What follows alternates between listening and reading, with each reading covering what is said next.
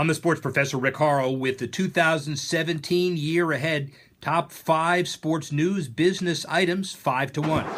Number 5, NHL Centennial Year. A lot happening. January 29th, All-Star Weekend in Los Angeles. The Centennial Ambassador Wayne Gretzky ushering in an entirely new year of history and legacy, fresh off of Winter Classics in the Centennial Game. And how about a new team, Vegas, playing at T-Mobile Arena at the end of the year, and a fateful decision on whether they'll play in the 2018 Olympics. Clearly a big year ahead for the NHL, not to mention problems to be solved in Phoenix and maybe even South Florida. That's number 5. Number 4, NFL solution of franchise musical chairs. Well, it'll come sooner than later. Clearly, the Chargers have a 2017 option on LA with a partnership in the Rams. Do they stay in San Diego? Probably not. How about the Raiders? They may opt for some more time to see if the deal the city of Oakland and Alameda County puts on the table is real, or they may decide to go to Vegas right away, but there are still impediments. One way or another, this resolution of the NFL stadium situation for 2 teams, a big issue in 2017. Number 3, the 2017-18 season marks the first year that the NBA teams can sell their corporate logos on their jerseys. Look at StubHub and the 76ers to lead the way. Quote, "This is strategic beachhead property for us," StubHub CEO Scott Cutler said. "We as a company have been very transaction-oriented. We want to be more a part of an emotional experience fans have with their teams, and we think a deal like this gets us closer."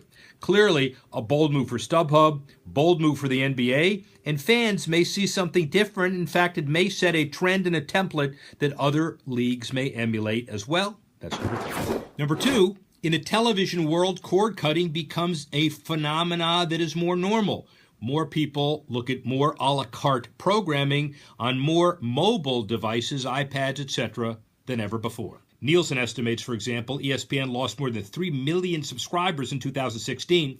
Parent company Disney acquired a stake in BAMTech that year, so plans for an OTT network partnership is a large part of their 2017 strategy to fill the gap. While cord cutting affects the entire TV spectrum, its impact on sports is significant, since sports is widely viewed as the last bastion of what you would call appointment viewing.